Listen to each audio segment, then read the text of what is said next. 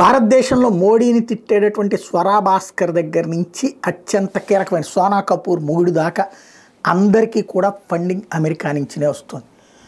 Biden భుజం మీద చెయ్యేస్తాడు మోడీతో అపారంగా ప్రేమిస్తున్నట్టు నటిస్తాడు. ట్రంప్ అయినా అంతే. కానీ తెర వెనకాల ఉన్నటువంటి వాళ్ళ శక్తులు ఏవైతే ఉంటాయో అధికార యంత్రాంగాలు భారత్ని పైకి స్నేహంగా వెనక నుంచి వెన్నుపోటు పడవాలనుకుంటే, ఎస్పెషల్లీ హిందుత్వాన్ని దెబ్బతీయాలనుకుంటాయి.